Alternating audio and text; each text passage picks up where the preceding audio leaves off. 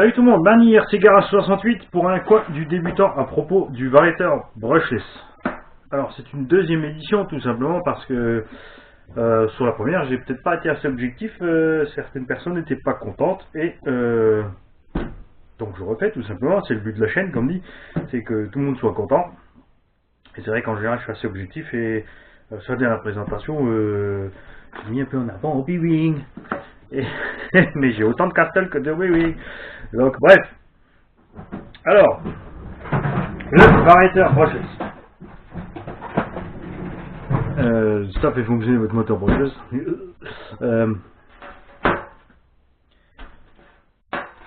Comme pour tout en RC, il y a les pas chers, il y a les chers. Les moins chers sont pas forcément les pires, les plus chers pas forcément les meilleurs. Là aussi, toujours trouver le juste milieu de ce qu'il vous faut au mieux. Soit si vous comptez vraiment rester sur un véhicule, le variateur qu'il vous faut au mieux pour votre véhicule, niveau qualité-prix, utilisation que vous en faites. Et si vous comptez évoluer ou avoir plein d'autres véhicules, prenez quelque chose de mieux pour pouvoir le passer de véhicule en véhicule et de ne pas être embêté avec tout ce qu'on peut faire. Je ne vais pas m'étaler sur les réglages, chaque marque a sa façon de régler, ses réglages préférentiels et sur chaque marque, même s'ils ont des réglages équivalents, il y a des différences de comportement après induites sur le véhicule, notamment au niveau des coupures LiPo par exemple. Vous avez la bonne vieille version, donc si vous êtes en LiPo, en détection automatique par exemple, vous réglez votre coupure à 3.2 ou 3.4, donc il va compter 6S, il va couper à 6 fois 3,4 volts. Il y a les nouvelles versions qui fonctionnent par rapport à la puissance que l'accu arrive encore à délivrer au moment où vous voulez de la puissance. C'est-à-dire que le variateur est capable de savoir, enfin si vous avez une batterie de mauvaise qualité, en fait le variateur va couper bien avant d'être arrivé au voltage critique en fait, pour tout simplement protéger vos LiPo. Et parce que la température va rapidement grimper si votre LiPo n'est pas capable de sortir ce qu'il faut, puisque le moteur lui va quand même vouloir la sauce, le vario va lui donner, mais au détriment de votre LiPo. Alors là, plein de variantes. Pour les branchements, ils ont tous la même chose. Vous avez votre cordon qui va sur la voie 2 de votre récepteur. Ensuite, il y en a certains, comme le Castle, qui ont une prise en plus pour le ventilateur. La plupart des autres varios ont le ventilateur branché directement sur le vario, sur la platine du vario. Castle en plus sur le Moma sur X, une prise en plus avec un cordon sémaphore, c'est-à-dire le blanc, le signal. Ce cordon peut être utilisé pour différentes options. Vous pouvez par exemple utiliser une voie auxiliaire pour régler le couple de votre moteur selon le terrain, la puissance du freinage, etc. C'est une option qui peut être utile si vous avez une radio basique. Après c'est vrai que sur les radios plus poussées, de toute façon vous pouvez régler toutes ces choses, à part le couple évidemment du moteur, vous pouvez régler tout ce qui est freinage et compagnie à la radio. Donc faites gaffe de ne pas acheter un truc en triple, c'est-à-dire un récepteur AVC qui vous fait l'ABS, une radio qui vous fait l'ABS et un variateur qui est capable de vous faire un ABS. Ça sert à rien, c'est perdu. Donc à vous de trouver le bon mix. L'essentiel avec les varios, c'est l'entretien. C'est quelque chose que, tout comme le cerveau, on fait rarement. Et pourtant, il est absolument nécessaire régulièrement d'ouvrir son variateur pour en sortir toutes les saletés qui sont dedans. La terre et la boue sont un gros problème pour l'échange thermique. Et ensuite, tout ce qui est feuilles, herbes, etc. va bloquer votre ventilo. Ventilo bloqué égale variateur qui surchauffe. Et toutes les nouvelles générations n'ont pas trop ce problème puisqu'ils ont une coupure thermique assez efficace. Donc dès que le vario est trop chaud, il va se mettre en sécurité. Les autres sécurités qui sont sur les varios, c'est au sujet de l'inversion des pôles et des varios. Quand vous branchez à l'envers, c'est fini, ils ont cramé. Et les plus récents n'ont plus ce problème, c'est-à-dire vous branchez à l'envers, il ne se passe rien. Rien du tout. Certains clignotent pour vous dire attends mon gars, je suis branché à l'envers. Lisez bien vos notices, c'est spécifié dans les notices. Ne m'accusez pas après de vous avoir dit ouais, il a dit que je peux brancher à l'envers et le vario va péter la gueule quand même. Non. C'est pas ma faute, c'est pas la faute des constructeurs. Si vous ne lisez pas les notices, je le répéterai jamais assez souvent. Autre sécurité, c'est le lock-stop qui est de plus en plus fréquent. C'est-à-dire que si votre moteur bloque en cours de route ou la transmission est bloquée et vous forcez trop, le variateur va couper pour éviter la destruction du variateur et du moteur. Puisque ce qui se passe si vous êtes en pleine accélération, que vous preniez une pierre dans votre... Parce qu'en 8e entre guillemets, en buggy, on a des couronnes et des pignons moteurs qui sont ouverts.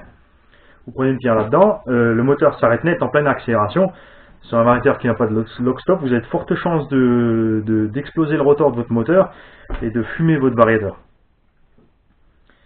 Sans compter les dégâts sur la transmission, etc., ce qui n'est plus le cas sur les nouveaux. Alors ça, c'est vraiment bien fait.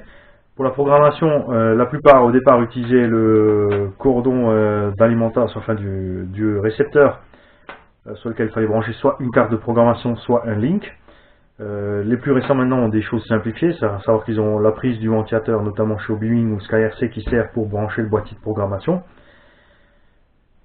Chez Castle, c'est pas encore le cas, mais vous pouvez le faire avec le cordon annexe. Ils vont faire des options pour le faire avec le Wi-Fi. Chez SkyRC, c'est déjà disponible avec le Wi-Fi. Chez Obiwing, pas encore, mais je pense que ça va pas tarder s'ils vont le faire. Mais bon, le système avec le câble, c'est très pratique. Chez Obiwing, SkyRC aussi, ils utilisent souvent le bouton l'interrupteur on-off avec... j'en ai un là. Ça y est, je suis à la recherche de mon vario. Je trouve plus mon vario, c'est pas grave. Donc, vous avez un bouton supplémentaire sur le switch on-off, que ce soit la version avec l'interrupteur ou la nouvelle version avec le bouton électronique, qui vous permet de naviguer à travers les fonctions. Ça met un peu plus de temps que la carte, mais ça nécessite aucun matériel et ça peut être fait directement sur le terrain. Donc c'est très pratique. Les cartes aussi très pratiques sur le terrain. Après, si vous êtes fan de technique, vous utilisez votre ordinateur, votre téléphone portable pour régler vos varios, c'est à vous de voir. Moi je suis pas fan, dans la boule à neige, tout ça c'est vraiment pas pratique de trimballer encore son matos électronique avec. Déjà rien que pour vous, j'emmène mes caméras, alors vous n'allez pas vous plaindre encore. Hein.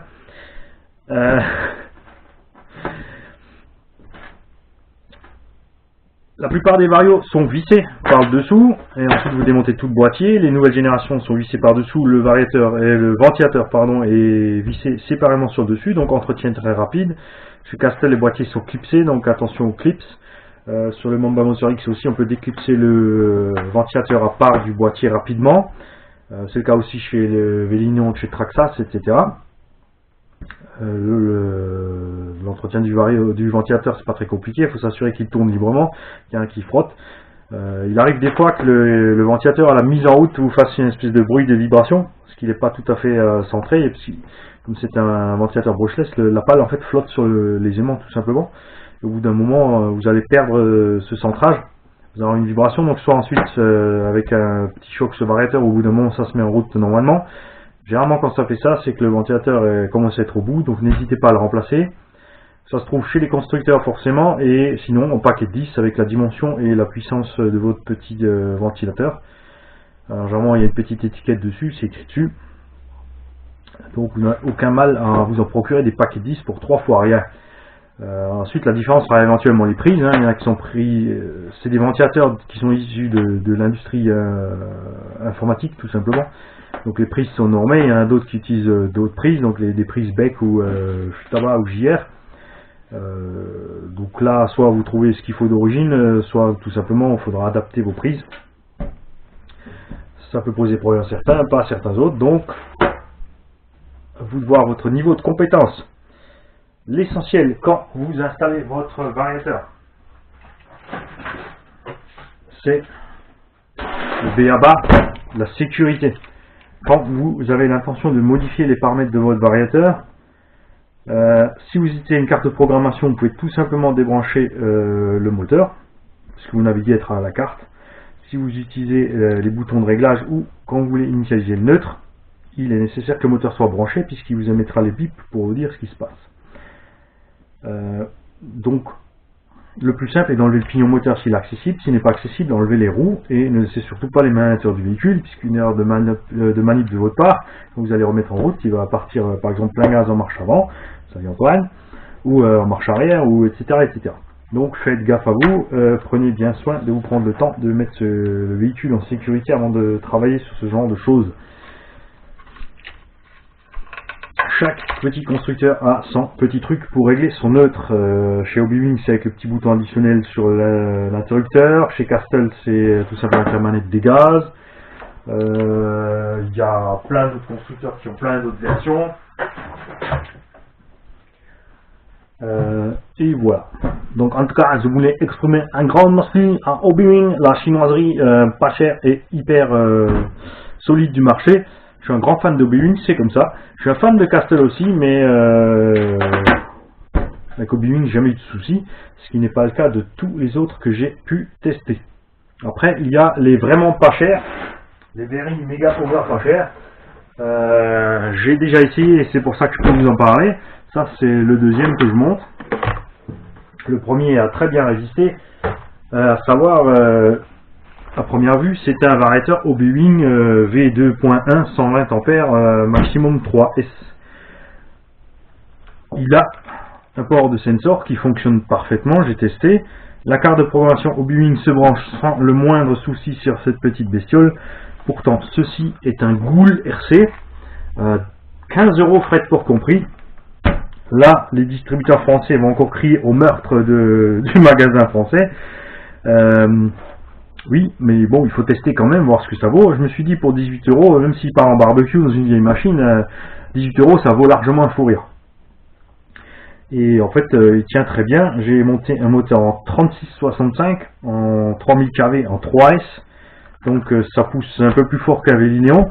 Et pourtant, ce petit variateur de rien du tout ici encaisse parfaitement sans broncher tout ceci.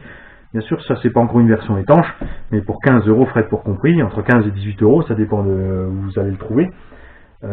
Forcément, c'est super génial, surtout pour tous les jeunes qui roulent en 1/10, qui ont un petit vario brushless pas cher, qui roule par exemple sur la piste, comme c'est le cas pour le petit cornichon. Quand on lui passera un brushless, j'hésiterai pas forcément, évidemment pas, à lui mettre ce petit vario dedans, parce que lui aussi est tranquille, parce qu'il sait que même s'il le fume, je ne serai pas fâché avec lui pour ce que ça vaut. Alors encore une fois, désolé pour ceux que j'ai fâché avec ma première vidéo pro Obi-Wan. Comme j'ai dit toujours, toutes les pièces que vous pouvez avoir en électronique ou en mécanique sont bonnes ou pas selon l'usage que vous en faites. C'est à vous de vous faire votre propre avis sur la question. Moi, je parle toujours de mon expérience personnelle. Ça n'engage que moi. Donc quand je dis que j'adore Obi-Wan et que je le conseille, c'est moi que ça regarde. Donc, faut pas vous fâcher pour ceux qui l'ont mauvaise parce qu'on critique leur marque préférée à eux. Les critiques, c'est pas négatif, comme vous pouvez le voir. Quelqu'un m'a critiqué sur le fait que j'étais pas objectif sur la vidéo. Je refais la vidéo, tout simplement. Ça sert à ça. Progresser tous ensemble. Chacun peut me donner son point de vue et j'attends vos coms sur la vidéo. N'hésitez pas à me dire ce qui va ou pas. C'est là pour ça. Moi aussi, j'ai envie d'apprendre encore plein de trucs que je sais pas. J'y connais rien par exemple sur Tekin, sur Novak. Enfin, j'ai testé les moteurs Tekin, j'ai pas testé leur vario. Novak, j'ai testé les balistiques 550, mais pas les varios. Donc j'aimerais bien avoir des retours de tous ceux qui roulent avec ce matériel pour me dire ils sont contents ou pas. Et comme ça, on peut aussi en informer tous ceux qui regardent les vidéos. Je vous dis à bientôt pour un autre coin du débutant. Faites gaffe à vos doigts avec ces petites choses, faites gaffe à vos soudures et à vos prises, et à bientôt. Si vous êtes du coin, j'espère qu'on pourra rouler ensemble.